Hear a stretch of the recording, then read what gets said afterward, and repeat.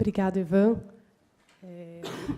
Tinha uma tarefa difícil de falar sobre inovações, e com a tarefa mais complicada ainda de controlar o tempo. Então, peço desculpas pela insistência. Queria também aproveitar, como eu acabei não compondo formalmente a mesa, eu acabei não apresentando o nosso relator dessa mesa, que é o Eduardo Valério, que é daqui do Ministério Público do Estado de São Paulo, está fazendo o trabalho de relatoria aqui e anotando todas as reflexões e considerações. Queria, então, rapidamente abrir para o debate. Como a gente está bastante avançado no tempo, eu sugiro que a gente faça uma rodada única de 3 questões, e pedindo a todos, até para facilitar também o trabalho do Valério, que a gente seja muito conciso nas questões que forem apresentadas. E daí, na sequência, eu passo a palavra para as respostas.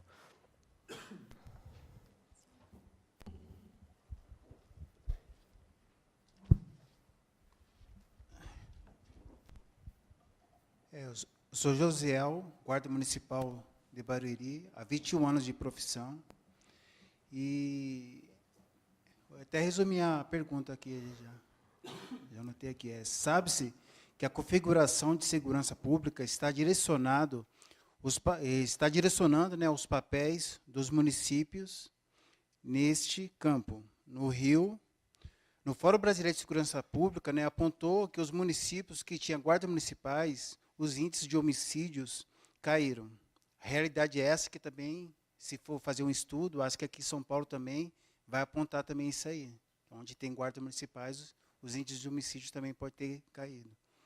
Onde fica o papel das guardas municipais nesse modelo de ciclo completo de polícia?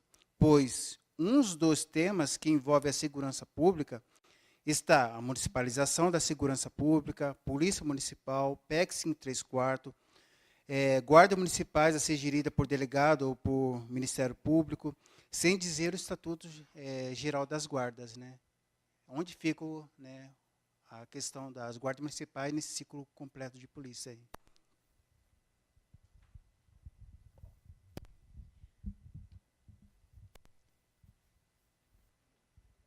Boa noite já a todos. Meu nome é Susan, eu sou membro do Conselho de Segurança do meu distrito, da área central. Na verdade, eu não tenho uma pergunta, realmente eu queria mais colocar uma inquietação muito forte por parte de nós que atuamos voluntariamente nos Conselhos de Segurança. E para mim, pessoalmente, foi uma bomba a notícia de que os boletins de ocorrência, eles iam começar a ter uma dificuldade a mais para que nós tivéssemos acesso. Nós sabemos que os BOs são públicos, sempre foram públicos. Entretanto, mesmo para membros do Conselho de Segurança, era difícil, a gente às vezes tinha que fazer uma peregrinação para conseguir BOs de flagrantes por causa das mudanças das delegacias, porque às vezes a delegacia do distrito ela fecha à noite e o flagrante é enviado a uma outra delegacia e vice-versa. Mas esses BOs para nós são muito importantes porque a gente sabe o que acontece no nosso bairro. E às vezes a gente também sabe que às vezes as polícias, principalmente a Polícia Civil, ela faz questão de não registrar certas ocorrências. É fato, é vero. Nós sabemos que isso existe. Então, para nós, um BO que tenha ido parar no Cafundó do Judas, ele reforça certos elementos, inclusive reforça questões que nós levamos ao Ministério Público. Porque, às vezes, a gente tem que ir no Ministério Público exigir que a polícia trabalhe. Essa é uma realidade que todo cidadão que trabalha em Conselho de Segurança conhece muito bem. Então, realmente, eu gostaria, espero, né, eu não entendi muito bem, parece que vai haver uma revogação desse sigilo, né, mas realmente eu espero que isso ocorra, mas de qualquer forma, se não ocorrer, nós estamos nos organizando para fazer uma petição, porque isso é inominável. Isso é uma restrição aos nossos direitos, de inclusive de zelar pela segurança dos nossos bairros, das nossas ruas e da nossa população. É isso. Obrigada. Tem mais uma pergunta aqui? Boa tarde. Meu nome é Rodolfo Melo, eu sou do Movimento Voto Consciente. Eu quero falar a polícia, qual direito ela tem do ir e vir. Na nossa cidade, isso está acontecendo no Brasil todo, existe o fechamento de área pública. As pessoas põem uma portaria o município cria uma lei de bolsões e as áreas públicas são fechadas. Então, eu queria saber qual o papel da Polícia Militar, né, nesse fechamento de liberar as vias no ir e vir com essas portarias irregulares. Isso eu gostaria de saber. Obrigado. Obrigada. Eu vou passar, então, primeiro para o André Zanetti começar as respostas.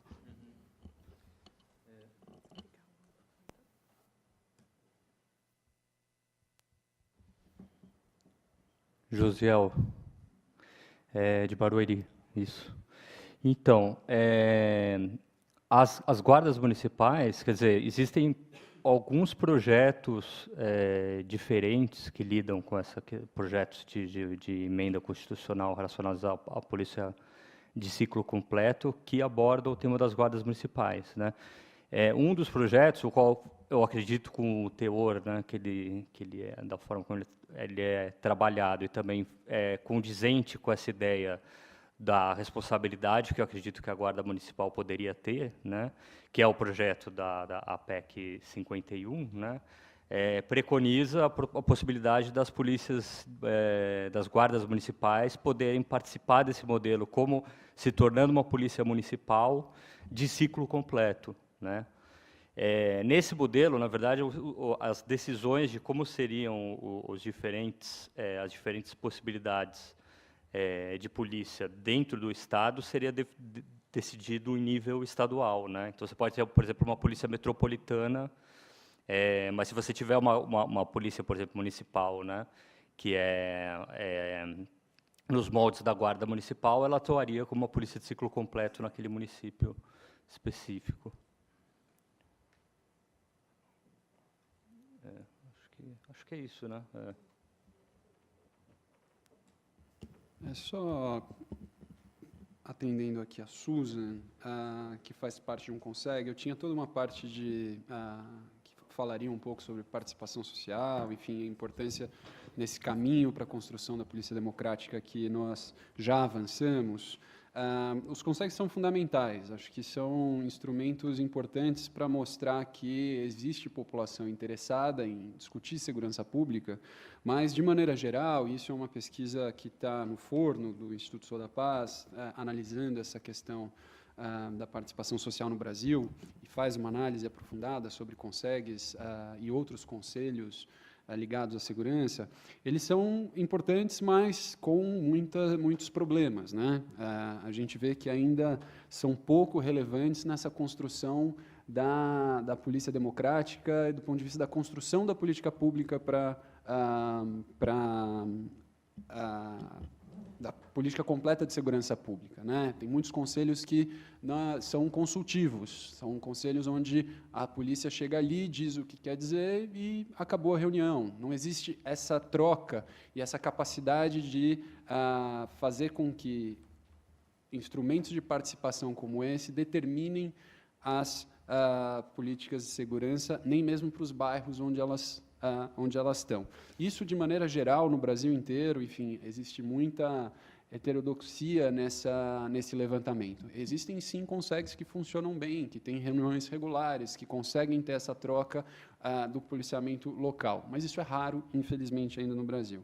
Com relação à questão do sigilo dos BOs, é bem verdade, como foi levantado aqui, que o decreto de sigilo, a tabela, enfim, como o Renato bem explicou aqui, foi revogado, mas no lugar colocaram uma comissão formada por um policial militar e um policial civil dentro da estrutura da Secretaria de Segurança Pública, que serve como uma instância de avaliação para quem e o que vai poder ser liberado. Então, toda a conversa com essa alteração, que há muito pouco tempo, como Renato descreveu aqui, em 2013 conseguiram acesso aos BOs, em 2014 também, em 2015 isso parou de acontecer. Essa não é uma realidade só do Fórum Brasileiro de Segurança Pública, é uma realidade de todas as organizações da sociedade que pediam boletins de ocorrência, solicitavam boletins de ocorrência para produzir as suas pesquisas e produzir os seus trabalhos. O Sou da Paz não foge à regra. Nós temos um histórico bastante claro, bastante definido, de que Até janeiro de 2015, esse fluxo era absolutamente, não, eu não diria absolutamente tranquilo, porque essa troca de informações tem sempre alguns percalços, mas, ainda assim, o acesso era garantido. E de 2015 para cá, isso acabou sendo de maneira diferente. Com a implantação dessas novas regras, a experiência que nós temos foi essa que eu passei para vocês. BOs de homicídio sendo negados pela justificativa de que esses dados não correspondem à responsabilidade do governo do Estado, né? Se o governo do Estado não é responsável pelos boletins de ocorrência, eu não sei quem são, né, os responsáveis. Enfim, eu espero que e vejo com muito bons olhos essa atividade do CONSEG de se manifestar, solicitando a abertura desses dados, porque é isso, a sociedade precisa se organizar para retomar direitos, retomar acesso a essas informações. Obrigada, Ivan. Eu vou passar, então, agora a palavra para o Valério, que vai fazer a relatoria do evento, focando principalmente nas recomendações. 5 minutos, tá, Valério? Não, antes disso, eu gostaria de responder a questão daquele senhor, essa questão da privatização de vias públicas, que é um problema que se dissemina pelo país, de uma maneira geral. Isso, a princípio, não é um problema de polícia, não é? Embora possa se falar lá num crime de esbulho. É uma questão de urbanismo de postura, leis municipais de posturas. E, de fato, são indevidas, né? Não é possível que haja o fechamento de vias públicas sem lei municipal. Com lei municipal, elas podem ser questionadas e têm sido, em muitos casos, pelo Ministério Público, geralmente pelas promotorias de habitação e urbanismo, mas aí eu tenho uma notícia para o senhor que não é surpresa para quem trabalha na área. O Ministério Público tem perdido muitas dessas ações, né? Eu dou um exemplo para o senhor de São José dos Campos, que é um caso escandaloso de um condomínio de alto padrão, que não é um enclave urbano. Ele situa-se exatamente entre duas avenidas de grande circulação. E, no meio, então, estas ruas que são exclusivas de residências de alto padrão, com uma área verde muito bonita no meio. E era um parque municipal, praticamente, esta área verde. Simplesmente, estas ruas todas foram fechadas por cancelas e o Ministério Público perdeu a ação no Tribunal de Justiça de São Paulo. Aqui em São Paulo, houve uma regulamentação recente pelo atual prefeito, as ruas tiveram que ser abertas e tem que cumprir umas tantas exigências e, sobretudo, não podem ser vias de circulação, não pode ligar algum lugar a um outro lugar, né? Então, são questões que não são exclusivas da legislação de direito penal ou de segurança pública, são exclusivas do direito administrativo e do direito urbanístico. Embora, é claro, e por isso o senhor trouxe a questão, eu entendi, o argumento usado pelos moradores é a segurança pública, é o medo que entre em ladrão, mas, no fundo, talvez nós estejamos diante de uma manifestação, mais uma, de higienismo ou de limpeza, enfim, horror ao pobre. É um problema muito premente no Brasil de hoje. Bom, eu fui encarregado de fazer a relatoria, fiz aqui um rápido resumo das falas do André e do Ivan, não vem ao caso repetir, evidentemente, resumo do que eles falaram, porque certamente o resumo estará muito aquém do que eles disseram. Então, apenas as recomendações. O André, depois de fazer um histórico e um resumo sobre o que vem a ser o ciclo completo, traz como recomendação promover discussões sobre o ciclo completo por meio de seminários, congressos e outros grandes eventos, mas também e principalmente em grupos pequenos envolvendo policiais, sobretudo como uma forma de vencer as resistências corporativas. O Ivan fez várias considerações que estão aqui resumidas, e aí ele fala das inovações que ora apresentadas, embora inovações não são novas, mas sim já adotadas em polícias de outros países e que podem servir como parâmetros para a brasileira. Algumas dessas inovações, a avaliação do uso da força, o uso intensivo da informação, a letalidade e vitimização policial, a efetiva prevenção e solução de crimes, a profissionalização de efetivos com garantia de direitos, o accountability, e a participação social. E, no âmbito da participação social, as sugestões são parceria entre polícias e sociedade civil, uso intensivo da imprensa para noticiar os procedimentos policiais e prestar esclarecimentos, disseminação de relatórios policiais e criação de fóruns públicos para discussão de procedimentos policiais. E, quanto à transparência, tornar públicos os procedimentos legais. Todos devem saber o que os policiais podem fazer e todos devem saber o que exigir da polícia. E, sobretudo, garantir transparência e acesso aos dados sobre segurança pública. Obrigado. Obrigada, Valéria. Obrigada pela concisão. A gente vai encerrar, então, essa mesa a partir dessa fala do Valério. Queria agradecer a todos por ficarem até esse momento e pedir mais 10 minutinhos da atenção de vocês. A gente tem um último combinado aqui da organização. Eu queria convidar o Marlon e o Bruno para virem aqui na mesa também. A gente quer só fazer uma fala de encerramento. Eu aproveito, então, enquanto eles estão se posicionando, para falar que, por uma questão de sermos justos com toda a contribuição e todo o debate que aconteceu durante esses 2 dias, a gente não vai fazer uma fala de encerramento no sentido de conclusões e recomendações, como a gente tinha pensado inicialmente, porque tudo que aconteceu aqui foi absolutamente muito rico, e todas as entidades organizadoras do evento consideraram que é melhor a gente tomar um pouco de fôlego e repassar tudo isso que foi falado, e, posteriormente, possivelmente, a gente vai publicar através de uma nota, enfim, a gente ainda vai pensar um pouco o formato, mas um pouco a síntese do evento e quais são as principais recomendações que a gente tira dessas 2 mesas. Então, por isso, a nossa fala aqui vai ser muito breve, prometemos que, inclusive, muito mais breve do que a abertura. Enfim, queria começar, então, passando a palavra para o doutor Valério. Muito bem, muito rapidamente, porque já estamos no horário avançadíssimo. Gostaria de fazer 3 rapidíssimos destaques. O primeiro deles é da enorme alegria que foi trabalhar com esta equipe que está aqui à mesa, mais a Beatriz Helena, que ficou ali embaixo. Fizemos desde o final do ano passado, possivelmente a partir de outubro, me parece, várias reuniões nas sedes nossas, inclusive variando os palcos, para a preparação desse evento, e foram sempre reuniões extremamente alegres, fraternas, e depois as trocas de mensagens, os preparativos finais. Foi um ambiente de grande entendimento, harmonia, e que resultou neste evento. Então, agradecer muito a presença. Alguns eu conheci agora, apenas nesse trabalho, né? Foi uma grande alegria. O segundo destaque, que eu acho que, de fato, nós conseguimos, nós tivemos, todos nós, desde o início, uma preocupação muito grande de não fazermos um evento, como tantos outros, em que traríamos aqui pessoas importantes e grandes especialistas no assunto, que falariam sobre os assuntos relacionados à polícia democrática para um auditório, uma plateia, de pessoas absolutamente convencidas e cientes do que seja uma polícia democrática. E, sobretudo, pessoas que não têm sobre a polícia senão a condição de cidadãos e que estão, portanto, submetidos à ação da polícia como qualquer um de nós. A ideia era de trazer policiais para fazermos um espaço aberto de diálogo, de um confronto fraterno e, sobretudo, respeitoso em torno das ideias. Acho que conseguimos, tivemos alguns momentos que foram ralis fraternos. Isto não é comum num Brasil da intolerância. Aqui tivemos, nesses 2 dias, momentos em que as posições ficaram claramente polarizadas, mas que conseguimos superar essa discussão com ganho.